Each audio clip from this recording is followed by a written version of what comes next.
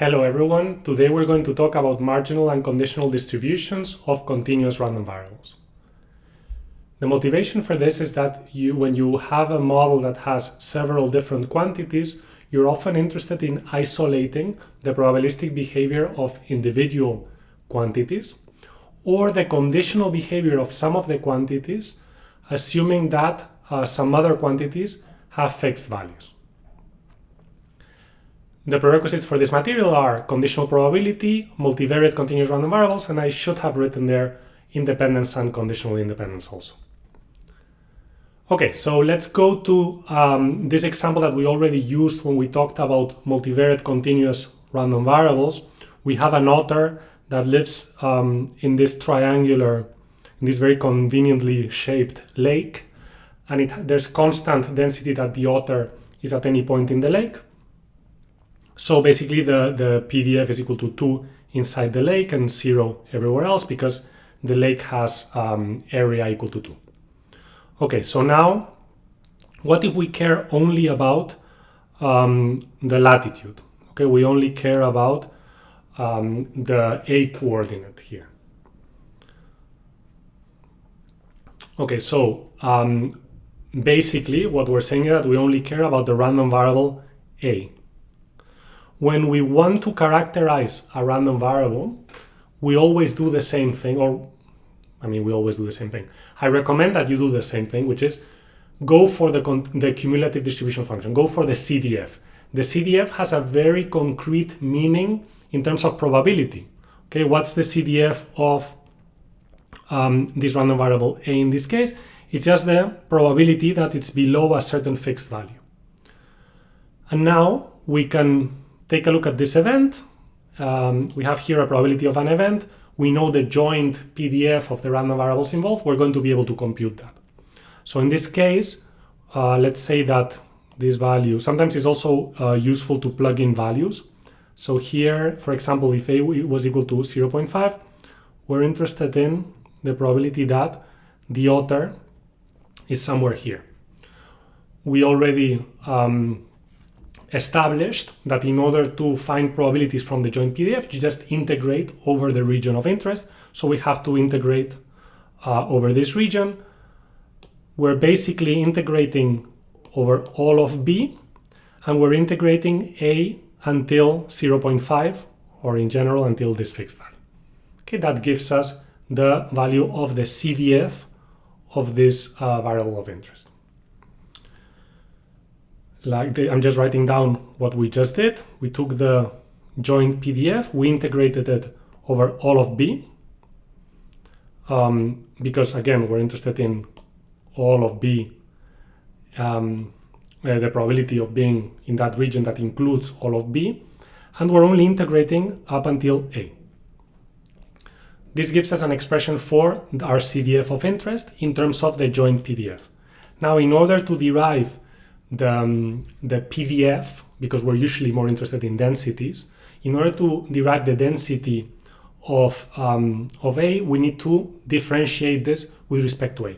For that, it might be useful to realize that this part here, where we're integrating over B, once we have integrated over B, this is just a function of U. So we could think of this as just some function g of u that then we integrate from minus infinity to A. And if we think of it this way, then differentiated is automatic. Just by calculus, when we differentiate it, the derivative is just g of A. So this means that the marginal density with respect to A is just going to be this function g at A, and this function g is just obtained by integrating over B. This is exactly the same as what we did for discrete random variables, where if we wanted a marginal PMF from a joint PMF, we just summed over all the values of the variable that we did not care about. We care about A, in this case, we integrate over B. And here we have proved that this is the way to do it. We have to go through the CDF when we were working with the joint PMF that was easier because we don't have densities in the case of discrete random variables. So this is why in this case we needed to go through the CDF. Okay, so now let's do this. You're interested in the density at a point here A, you just integrate over all of B. And you can see very quickly that here, when you integrate, you're going to be integrating over more non-zero values in this part where A is close to 0 than in this part where, in fact, it's going to be the length, right? When we integrate, because it's a constant, it's just going to be that length that we're integrating. And what is that length? It's just 1 minus B. So even geometrically, you could figure this out really quickly, but let's think about it mathematically. We're integrating with respect to B to get the value of the density at all of these points. So we can only integrate, well, I mean, when we integrate the joint density, we're only going to take into account the points where it is non-zero. So we integrate from 0 up to 1 minus A. Sorry, I said 1 minus B. This is, of course, 1 minus A. Okay, the length here, when we fix A, is 1 minus A, not 1 minus B. And then we have to multiply by the joint PDF. So the density that we obtain for A is 2 times 1 minus A. And again, it makes a lot of sense that here the density is higher than here. So now we have completely abstracted away B, and this is the density of that coordinate of the position of the author. We can obtain it by integrating over the other coordinate, which again is completely analogous to what we did in the discrete case, except that in the discrete case we summed. So in general, if you want to find the marginal PDF of a random variable, we just integrate over the other variable. If we just have 2 variables, if you have many more variables, you just integrate over all the other variables. Okay, you have here all the other variables. You want the marginal PDF of xi, you integrate over everything else. Okay? Again, very similar to what we did in the case of discrete random variables. If you want the marginal joint PDF of, for example, x1 and x4, then what you're going to do is you're going to, here we have 4 entries in the random vector, you're going to integrate over the remaining ones. So here you integrate over x2 and x3, and what you're left with is the marginal joint PDF of just x1 and x4. Okay, so let's go to some data. It's always good to connect the ideas that we're talking about to data. How do we, compute these things in practice? This is the temperature in Versailles, Kentucky, and Manhattan, Kansas, which we already showed when we talked about multivariate continuous random variables. This is the joint PDF estimated with kernel density estimation. And now, if we only care about the temperature in Kansas, what are we going to do? We're going to integrate in this direction. And just from the fact that here the joint PDF is growing, I don't know if you hear, but there's like a motorcycle going crazy out of my window. I bet this doesn't happen in Manhattan, Kansas, but in Manhattan, New York, unfortunately, it happens all the time. I'm not going to start ranting against people that make noise on the street because I'm not that old yet, although I'm getting close.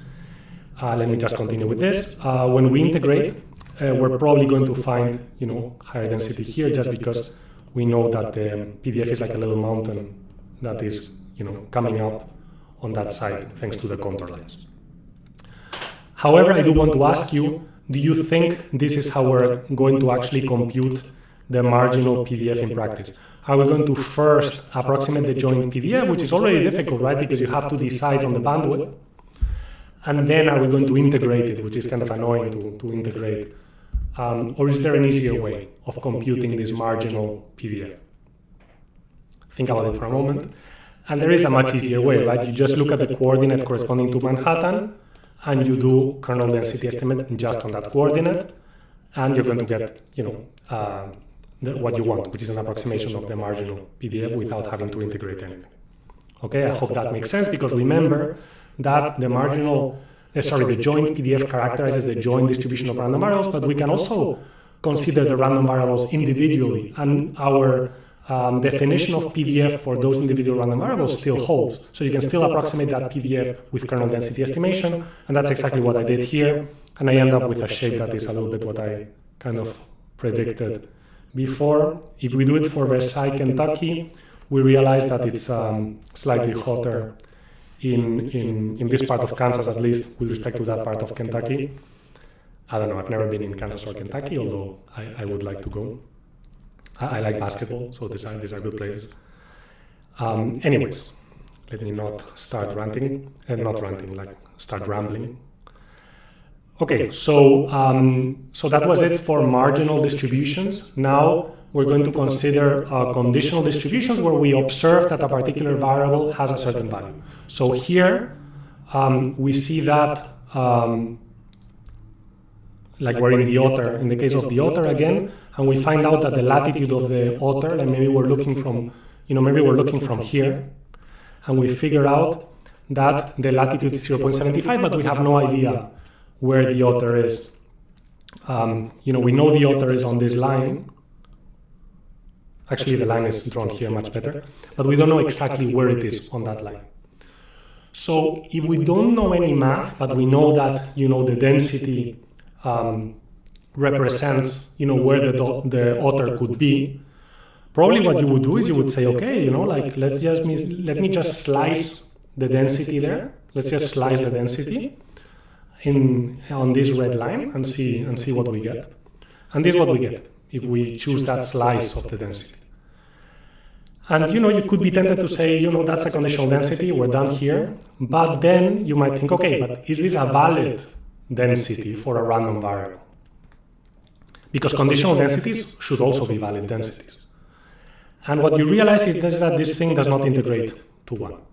Okay, so we've done something wrong, so the best thing to do is, to backtrack a little bit and say, okay, let's try to derive this conditional density mathematically, and let's see where we end up with respect to this situation here, this slice that, intuitively should kind of be what the conditional density refers to, right? Because we're fixing one variable and we're just looking at the density with respect to the other variable.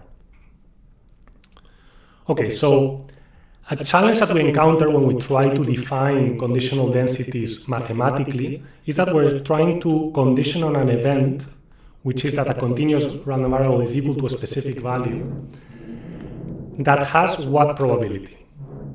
The probability is 0.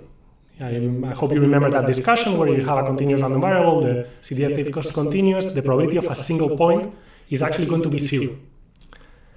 So then we cannot do what we did for discrete random variables, where we just used the definition of conditional probability to define conditional PMFs, and then we were happy.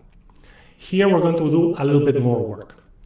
What we're going to do is, we're going to say, okay, the conditional probabilities given a specific point are not defined, so how about we consider a small interval of epsilon width close to that point, and then we take epsilon to 0. Those conditional probabilities for a fixed epsilon are going to be well defined, and then we'll take epsilon to 0. It gets a little bit complicated, right? Because here epsilon is going to play 2 roles. This epsilon is there because the probability that A is equal to that specific value is 0, so we're just considering an interval of width epsilon around A. And then there's another epsilon here, which is this one. This epsilon here is because we're considering a conditional probability and we want to convert it into a density by dividing by epsilon. Okay, that's why there's these 2 epsilons here. It's kind of combining what we did for densities with this new trick that we use to account for the fact that we're conditioning on an event that has 0 probability. Let's see what happens. Now we have a conditional probability, at least within the limit, so we can just apply the definition of conditional probability. We get the probability of the intersection divided by the probability of the event that we're conditioning on. And now we're going to divide up and down by epsilon squared, and what we find is here, I'm going to change the color here. So here we have the probability of essentially being in a square of width epsilon, of area epsilon squared divided by the area of that square when epsilon goes to 0. That's exactly the joint density between A and B. And down here, what do we have? We have the probability that A is in this interval around, the random variable A is in this interval around the fixed value A, and this interval has width epsilon, when we take that limit when epsilon goes to 0, that's exactly the density of the random variable A. So now we obtain this, we've arrived mathematically at this expression. It's important to realize that actually we have recovered part of the expression that we had before, because before what we had said is, okay, we are fixing A, so why don't we fix A and just consider the joint density with fixed A? This is exactly what we're doing here, except that we have an additional normalizing factor that depends on A. And the cool thing is that this normalizing factor can be obtained by integrating with respect to B, right? Like f of A, you can obtain it by marginalizing, computing the marginal, by integrating with respect to B.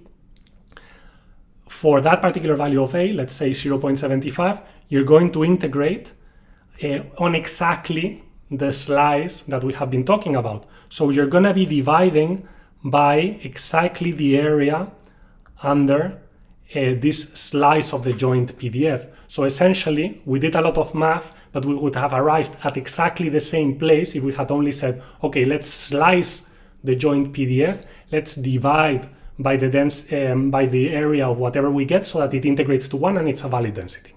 This would have been completely equivalent, which is pretty cool, right? That you arrive at the same place intuitively and also formally. So again, if we just slice the joint PDF, we get this, that doesn't integrate to 1. We divide by the corresponding value of the marginal, which is nothing else than the area under here. And this yields a valid conditional PDF, which is the conditional PDF of B, given that A is equal to 0.75. In general, this is how we define conditional PDF. We take the joint and we divide by the marginal of what we are conditioning on. So imagine that you have a very long vector. You want the condition of xi conditional on everything else. What do? You take the joint and you divide by the marginal of everything else. So here only xi is missing. Exactly the same idea in the dimensions. It's exactly the same as what we did for discrete random variables, except that with discrete random variables, we could just reason with conditional probabilities. Here we need to do all of this work because we are reasoning with densities, so things become a bit more hairy mathematically. But in the end, we get a very similar expression. Joint densities divided by marginals, whereas in the discrete case, what we got were joint PMFs divided by marginal PMFs. So if you want the conditional joint PDF of x2 and x3 given x1 and x4, you take the joint and you divide by the marginal of x1 and x4. That's it. Let's check that the conditional PDF is a valid PDF. We just plug it in. Now you have to realize that it makes sense to integrate this guy with respect to B. A question that I always like to ask is, would it make sense to integrate this guy with respect to A? And it's very important that you're very clear that that makes no sense whatsoever. A is just telling you which one are you going to choose.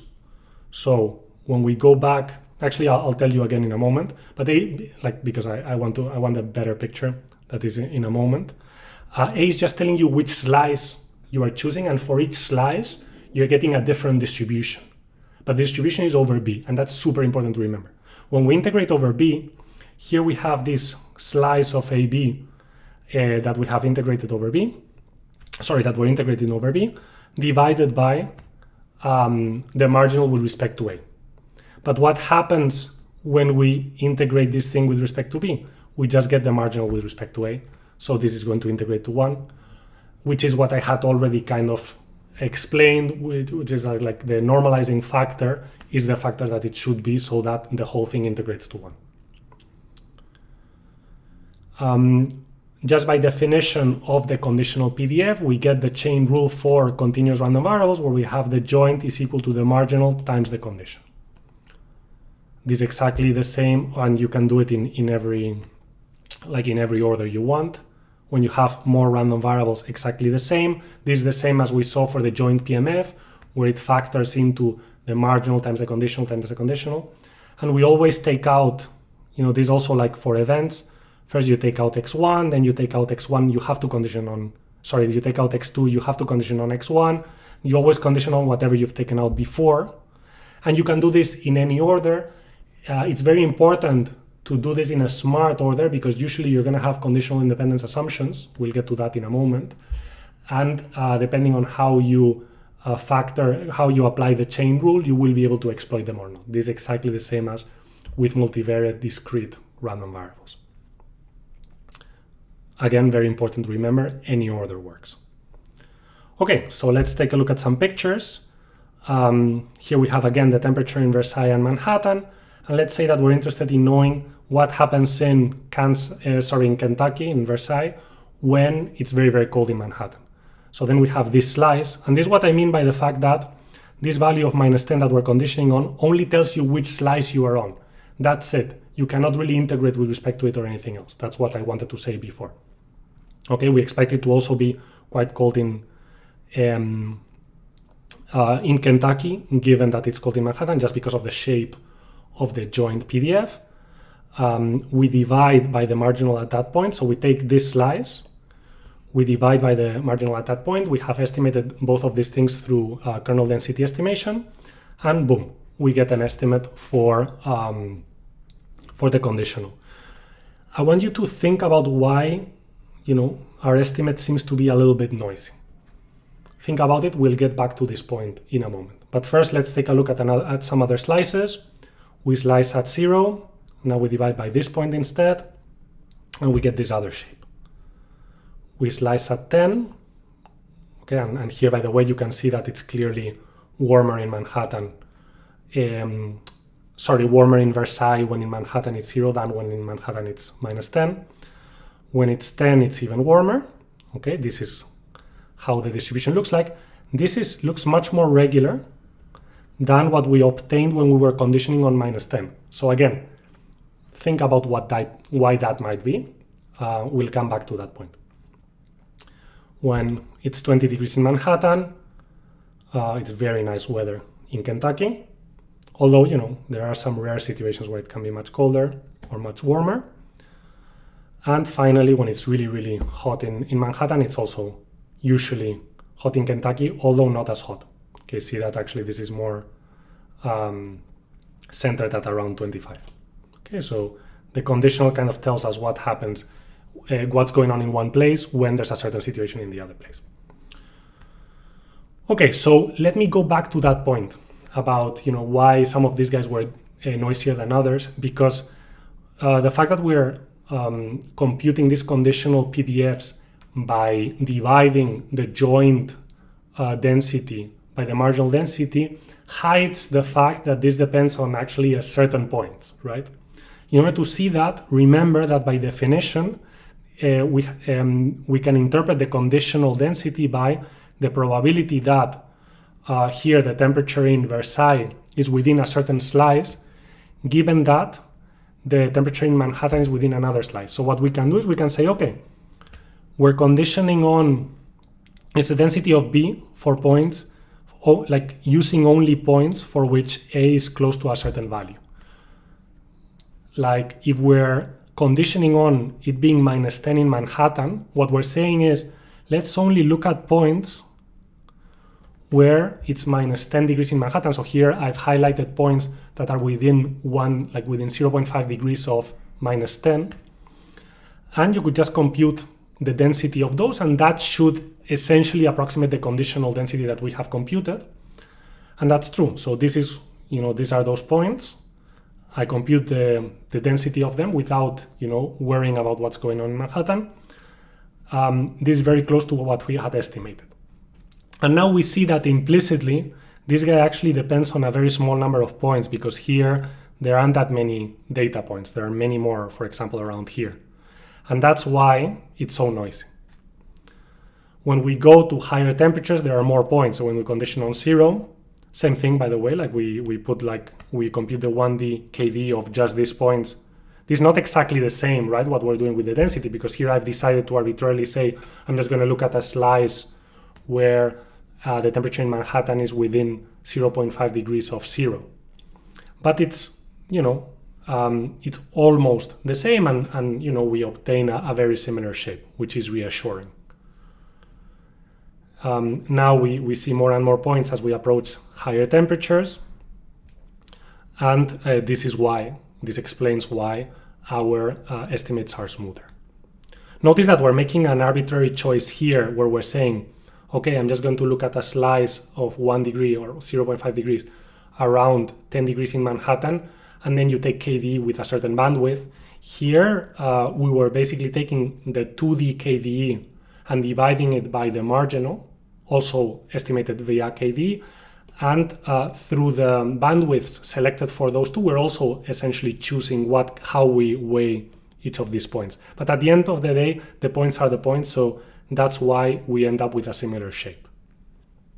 Okay, again, same for when it's 20 degrees in Manhattan. Here we have like a slightly weird shape with respect to this, so this is less smoothed basically than this one. Again, because of how essentially I chose the bandwidth probably. And finally, 30 degrees. Again, this is slightly less smooth. This is a bit smoother, but it's almost essentially the same shape. This is just to show you that this is what we're trying to approximate, right? Like the density on a slice, you can approximate it by dividing the estimate of the joint PDF by the estimate of the marginal PDF, or you could just take the slice, an arbitrary slice around your data points of interest and look at the density there. And you will get similar results, which is reassuring. Okay, let's look at another data set where we're looking at box office earnings against duration of movies. Okay, so this is the scatter plot. This is the estimated density, and now I'm going to be interested in looking at different conditions. First, I look at the marginal, okay, where we're integrating with respect to duration, or alternatively, just take the KDE of the duration coordinate, which is how I computed this plot. And see that I'm avoiding to say box office gross, because is it gross? Gross sounds weird to say, so I'm going to say box office earnings. We're seeing basically whether longer movies make more money or less money. That's what we're looking at. This is in general how much movies make without taking into account their duration. And now we're going to start conditioning on duration. So if we only look at movies that are 90 minutes long, this is essentially what we're doing, we're computing the conditional density. What we observe is that it's very similar to the margin. When we do that again for 100 minutes, so when we take this other slice, again it's very similar to the margin. What we see here is that wherever we slice this PDF, at least within a certain range of durations, we obtain very similar densities. Okay, this one is slightly smaller. I'm going to put them on top of each other so that you can compare easily, and they're quite similar. In the case where they would be exactly similar, which in practice is rarely going to happen because of limited data, then we would say that these two quantities are independent, which is very close to what we said for discrete random variables, right? When the conditionals are equal to each other and to the marginal, that means that two random variables are just independent, because when we condition on one, it just makes no difference about our uncertainty with respect to the variable that we're interested in. We could have arrived at this same conclusion instead of intuitively mathematically by saying, the random variables A and B are independent if for any Borel set that we consider. Again, Borel set, just a fancy word for a set that has a probability assigned to it. If we consider the probability that A is in that set conditioned on that value of B, it should just be equal to the probability that A is in that set, no matter what value of B. This will only happen if the conditional CDF is always equal to the marginal CDF. Okay, that's a necessary condition because, the way we construct we can compute probabilities from the CDF, you can quickly see that this is equivalent. And now taking derivatives, this is also equivalent to saying the conditional density has to be equal to the margin. Said otherwise, actually, you can compute these probabilities using the conditional PDF, and you can compute these this using the marginal PDF, the part on the right. So, by just considering very, very small slices, you eventually will show that you need the densities to be the same for this equality to hold everywhere. So we have arrived at a very logical definition for independence, which is the conditionals have to be exactly the same no matter what values of the variables, which by the chain rule means that the joint PDF has to factor into the product of the marginals, which is exactly analogous to what we saw with discrete random variables, where the joint PMF factored into a product of the marginals. Exactly the same happens when we have D random variables. The joint, if all the D random variables are mutually independent, the joint has to factor into product of the marginals. Okay, let's look at another example where we have temperature in Kentucky, again Versailles, against temperature in Oregon. And now, just by looking at the scatter plot, do you think the temperatures in these two places are independent? And just by looking, obviously not. It's clear that when it's warmer in Kentucky, it's also warmer in Versailles. When it's colder when it's warmer in Oregon, it's also warmer in Versailles. When it's colder in Oregon, it's also colder in Kentucky or Versailles. Okay, this seems obvious. So no, this is the joint PDF estimated through KD, and that's the marginal. And when we look at slices, so we slice, for example, when Oregon is equal to 5 degrees, we see that the conditional is actually pretty different to the marginal. This is clearer, for other values at 15 and definitely at 25. The conditional is completely different to the marginal. I feel that I went very quickly through there. Let's take a look briefly at the 15th one also very different. Okay, so, they're not the same. And it's kind of obvious here because when we slice this thing, obviously, these different slices look very, very different.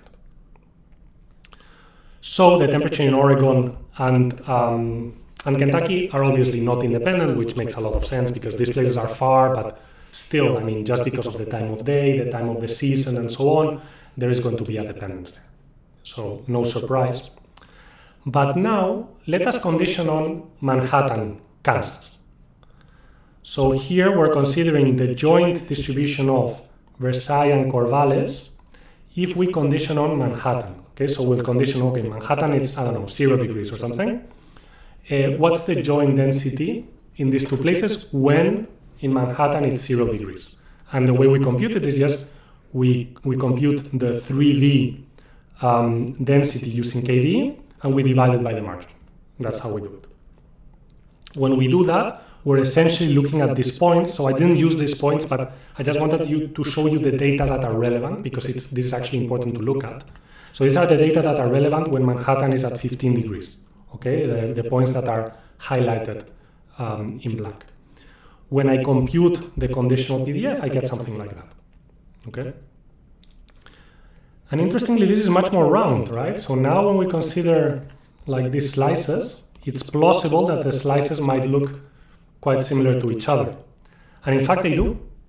So if we condition on Manhattan being at 15 degrees and Corvallis being at 5 degrees, this is the conditional just with respect to Manhattan. So this Versailles just condition on Manhattan.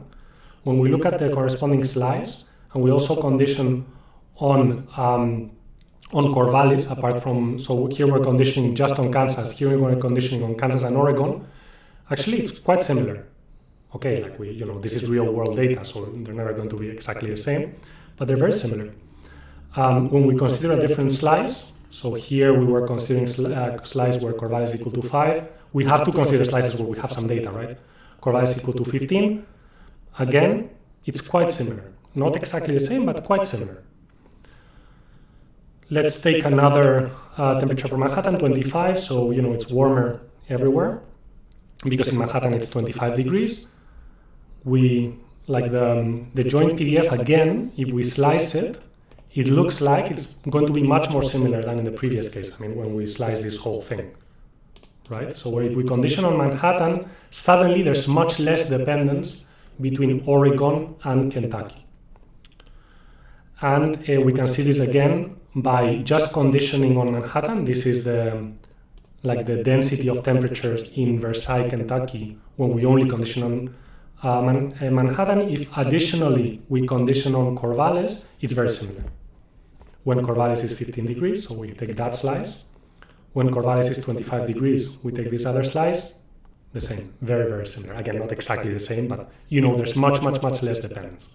When we take this to the extreme, before I go there, I wanted to show you, I'm not an expert in American geography, so Versailles is here in Kentucky, Manhattan is here in Kansas, and Corvallis is here in Oregon. So it makes sense that if you know what's going on here, you already have a lot of the information that is linking these two guys, because they're so far that probably it's more about time of day, season, than about anything else.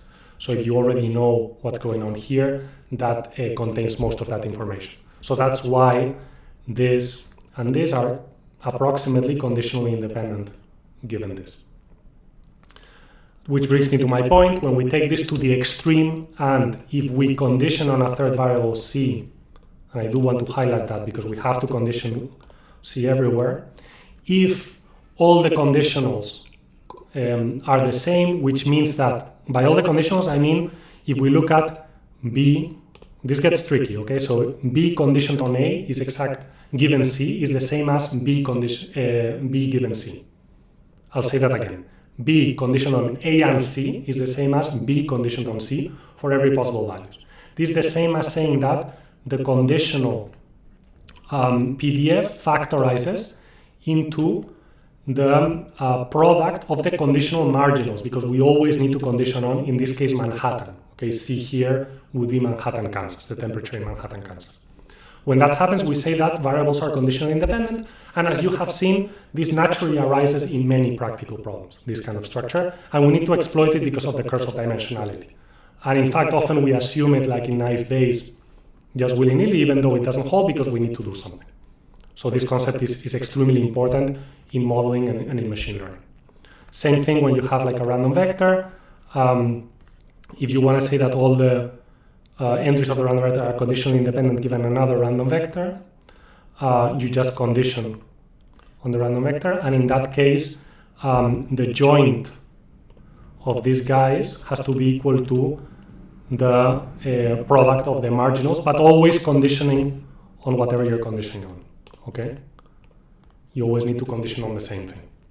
And what we're capturing is that when you restrict, when you take the conditional, I do want to go back to this point where you take the conditional, you end up with a conditional joint where the slices are actually the same.